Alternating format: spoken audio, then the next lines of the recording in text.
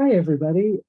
This is Teresa Sullivan, and I want to share some really fun things about some beads that they call nailheads. Those are specialty beads, I guess you could call them, and they come in every different size, shape, and color you could imagine, or more than that, possibly. They were originally designed for hats and Victorian era clothing. I'll get a close-up on that, a better image of that soon. This is a Victorian era jacket that's bedecked with beads and nailheads and silk and lace and all that fun stuff. I'll probably do this as a multiple part video. In other words, I'll try to keep it to 20 minutes or less per video. And I might even show you what I show you live, do a little live beading demonstration of how to use them. So I'll get started. You know, I thought, oh yeah, why don't I wear something not distracting while I share this with you? So I'll do a screen share of what my camera is focused on, which is, and I'll just minimize this because you already know what I look like. This is something that Joyce Scott actually began when I was assisting her at Pendulum for a week. She had this wonderful, look at the striation on this. I mean, first of all, it's faceted. And by definition, the nailhead is generally flat on the bottom. In this case, it has the maker's, I assume, initials, says PTS on it. I don't know what that stands for. And she started beading around it. And I saw her doing that and thought, oh, I told her, hey, that looks really cool. And she goes, oh, here, have it, do something with it. So I don't even want to tell you how long it has been since I worked on this, but I continued going around the piece. Focus, thank you. I continued going around the piece, and then I thought, well, why don't I just do something else? And why don't I do something else? And why don't I do something else? And why don't I add this in? And why don't I do this as well? And why don't I just, where's my color? Oh, I've got why don't I assemble other components? So I've got, different, I don't know, different thingies. These, I guess, technically are not nailheads because the back is not flat. But for me, as far as my undoubtedly limited understanding is concerned, I understand that nailheads are flat on one side and patterned on the other side. So these beads are not actually flat on the back, so they're technically not nailheads. These would be nailheads, but they don't have holes in it. That makes them cabochons. I can still use them, I can still bead around them, whatever. So just some nailheads are actually have concave backs to them. That's kind of a special type of nailhead. I'll show you some more examples of those. But basically, people wonder what to do with nailheads. Anything you want, frankly. If you're not sure where to start, try doing bead embroidery, sewing them on to the surface. In fact, what I'll do is I'll move this to the side. I'll show you later, and I'll show you a detail of that big Victorian era silk lace and beaded jacket. And yes, it's one of those wonderful thingies. These those are not even nailheads, actually. I got out the wrong thing. So, well, these are simply beads, three-dimensional beads that are not flat on the bottom. But you'll just have to trust me on this. I And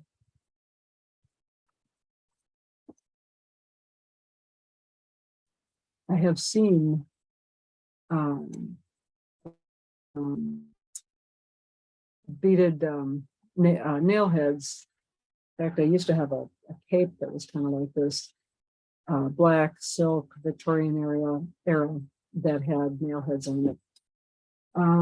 They may have originated, common usage of them may have originated in Victorian times or slightly before.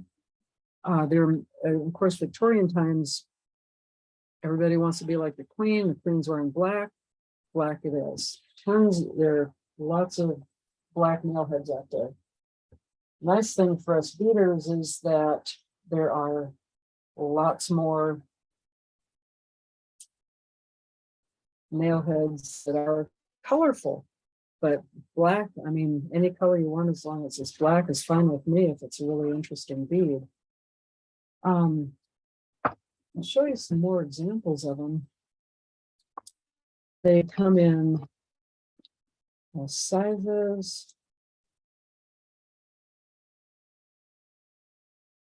These are consistent. They have, some of them are just these are little red ones. They're domed.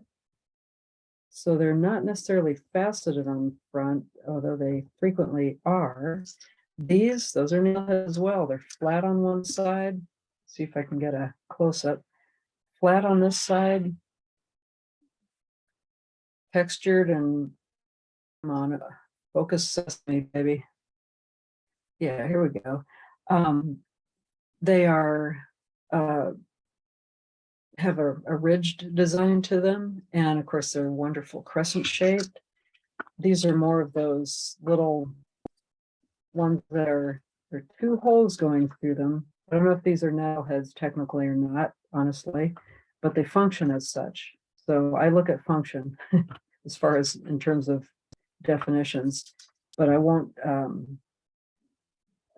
assert that these are necessarily, that I'm correct in calling these nailheads. But look at the striations. That's in the inherent in the glass. They have facets on top. They're concave on the bottom, two holes going through, two holes, twice the fun. These are more nailheads. Okay, focus again. Focus sesame. Thank you.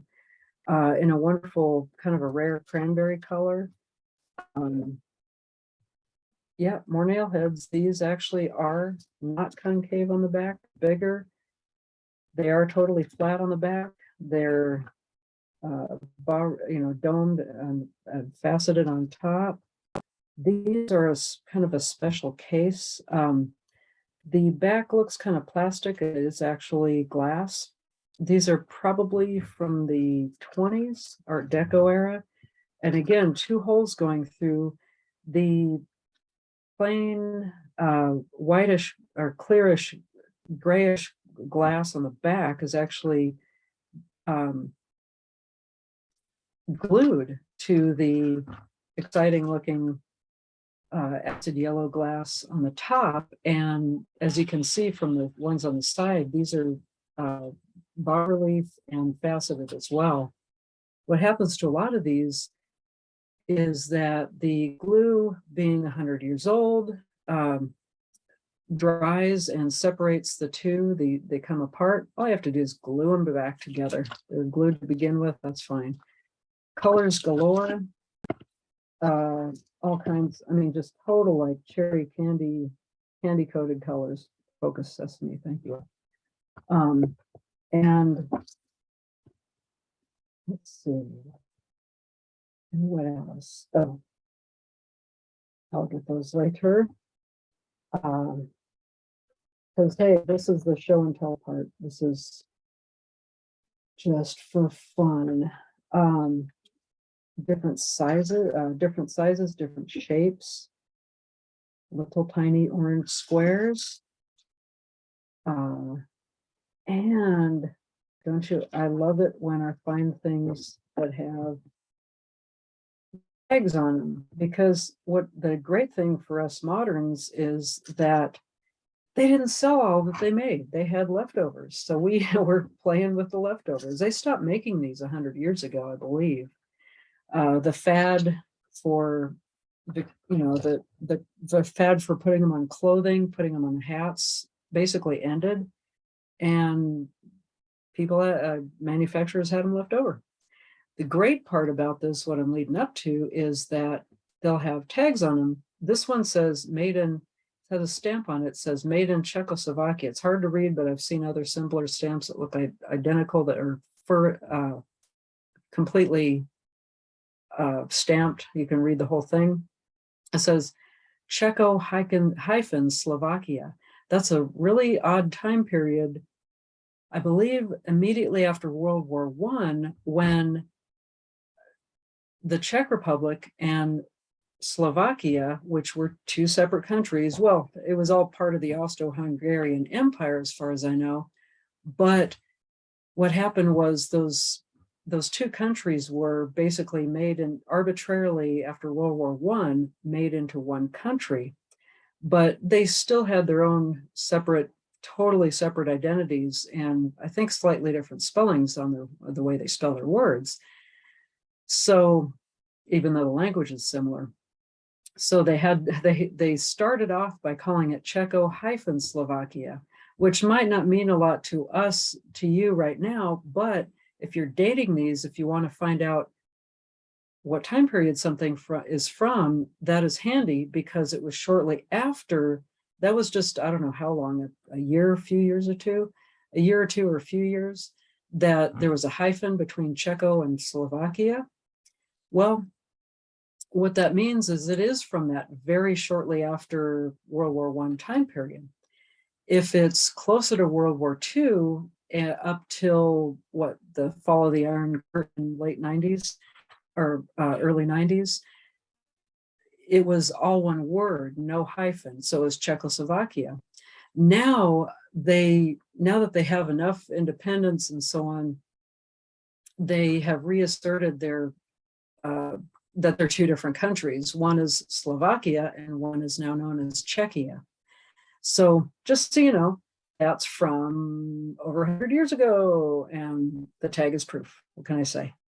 And if you don't care about that stuff, that's cool. There's plenty to get into, just from the aesthetic part of it, just from what you can do with it, just from the design possibilities. And these are some of them.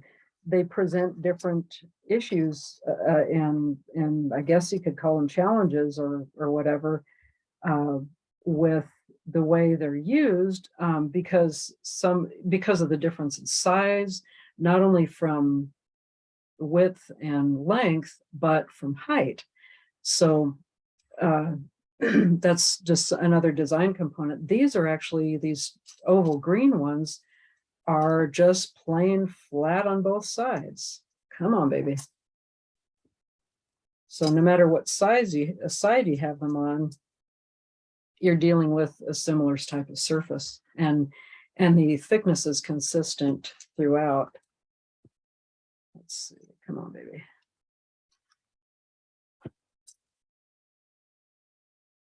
I have these in a radically different style of color. Oh yeah, one of the wonderful things about these beads is that they really splurged on materials when they made these. These are it's hard to tell. It looks a little black with bronze highlights in the camera, and again, black is literally beautiful, literally and figuratively beautiful. But these are actually like a goldish dark, a really nice dark bronze. They have darker bronze. Again, these are a little atypical, being flat on both sides. These are more typical. They are flat on the back, relatively small, and domed, a slight bas relief dome on the front, and faceted. And then, and a lighter bronze. If I can get a better view of that. And they made them tiny. I mean, super tiny. I mean, seed bead size tiny, right? So it honestly too, it took some serious resources to make these colors. Some of those, I don't know if this is correct about this particular color, but there's a slightly deeper cranberry shade that actually takes real live gold to create. Therefore, that took some money, but there was money in it. In what is now Czechia, in Jablanek, during the Austro-Hungarian Empire, they actually boasted of paying the most in taxes to the emperor of any region of Czech because they're making good money and they could afford to lavish wonderful materials to make these beautiful things. So yeah, that part of the reason, it's probably part of the reason they do not make these in such luscious mouthwatering colors anymore.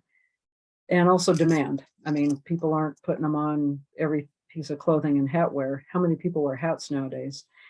Even little acorns, dude. I love the acorns. What can I say? I mean, what's not to like, right? These actually, just because they're in the same bin, I have them stored in the same bin. I want to show them, share them with you. I actually found these at a garage sale. Somebody was a member of the Robin Hood Society, and they had a dress made entirely out of silk with a bunch of it was either a dress or just the skirt with a huge amount of petticoats. The silk was totally in shreds, and it had two long lines of double rows of these beads going all the way down it. Slapped me upside the head for not taking a picture of the skirt that it was on before I took them off, but I was so excited about them that I took them off before I took a picture of it. What can I say? But these technically are not nail heads, but too bad, I have them in the same bin. They are same both sides, just a three facets, or like a triangle. Let me get that better angled here. See if we can do this. Okay. Here we go. You can see some of those facets. Really simple design, really wonderful graphic, powerful graphics. What can I say? That goes in. That goes in there. And let's see. And yeah, basically, any shape, any size you want it to show you a little more.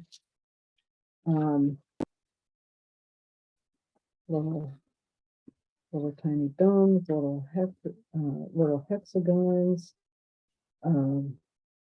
This is a slightly different shade. Oh, notice the different shade. And another one of those wonderful made in Czechoslovakia tags. So we know when it's from. What can I say? Many of these seeds I either bought or received as a gift from the late great Vinnie Bard, who had a bead store in Newport, Oregon, from the 80s through the early millennium, including these. I mean, so many, it's kind of a funny way to say it, but so many white people don't care about white beads, or it's a generational thing. But I'm 57 years old, and people, basically my grandma would wear white glass. That was a trend before I was born. It was not trendy later. And there are a lot of these, white glass beads left behind. I noticed, even 10 years ago, kind of a young quasi trendy person wearing a white glass bead necklace, and I thought, okay, it's enough time has gone by. White is, white glass is popular again.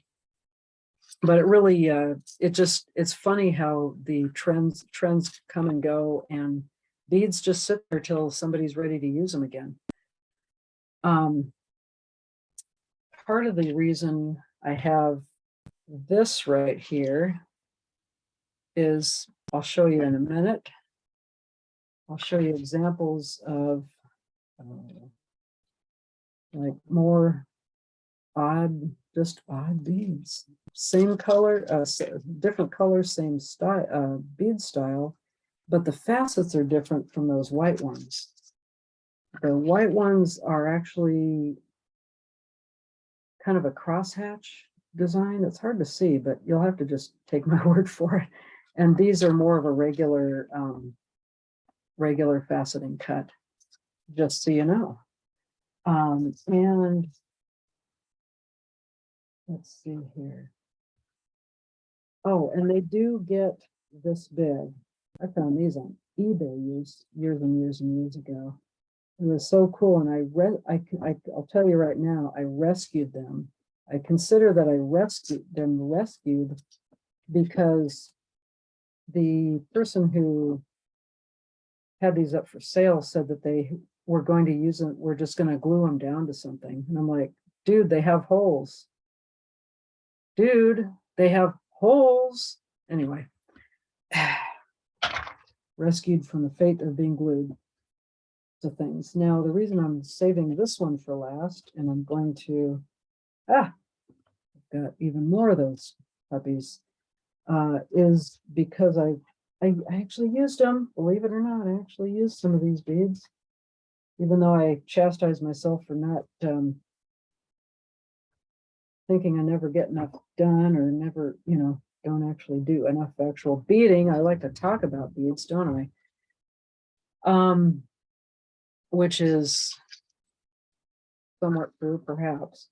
These are very unique. My friend Jeannie Bard had a sample card, and I'll show you a sample card soon. A sample card dating from the same time period. With all this same bead, this one shape of bead in all these different colors. I was able to get some from her, I believe. I think I was able to get all of these from her. And they're really fun because they're projectile. They stick up a lot, more so than normal beads. Very unique design. And again, okay, this says made in Czechoslovakia, no hyphen. So it might be pre-war, but it's a lot closer to, it's between the wars, but it's a lot closer to World War II than World War I. Yes, believe it or not, I did actually use some of these, and I used this debris is actually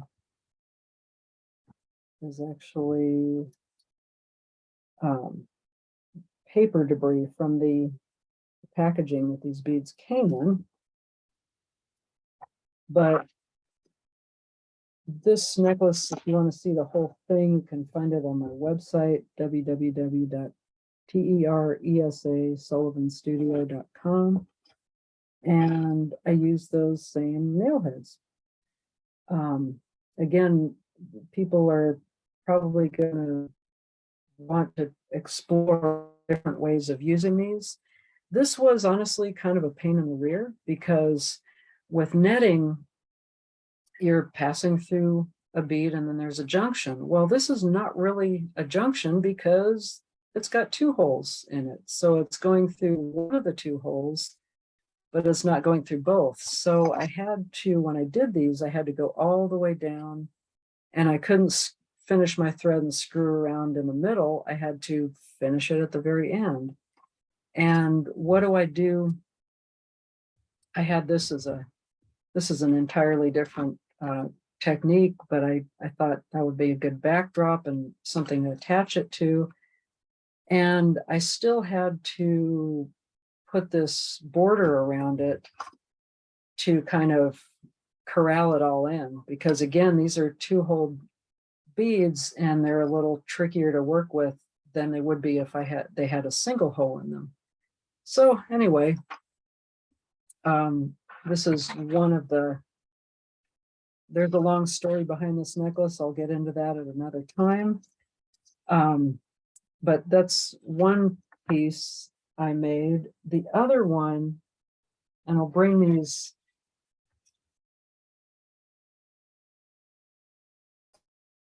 out again for you. I used these. I've just used only 2 of these so far. This is a necklace inspired by carvings that date back probably 2,000 years in the Columbia River Gorge in Oregon. I guess they call them petroglyphs. There's a wonderful legend of a goddess named She Who Watches. And I'll have to put this up more. That's on the website as well. But all I did was, and these, let's see. Yeah, they have 2 holes. Again, I beaded around each one individually, built it up, and then each one separately. And then at some point when I had when they arrived at the size that I liked, I started beading them together as a unit, and then beading all around further and further, and then doing other things. So I hope you like that presentation so far. I'm going to continue this presentation after this, and what I'll do is I will be around a nailhead or 2, just so you can kind of see what it's like and possibly be tempted to get into trouble that way yourself. So I hope you enjoyed that. I've been a bit camera shy lately, but due to a passing infection, but I'm okay now and I'm back in action. So I hope you like this video, and I hope you'll like the other videos to come. Take it easy, everybody. Bye.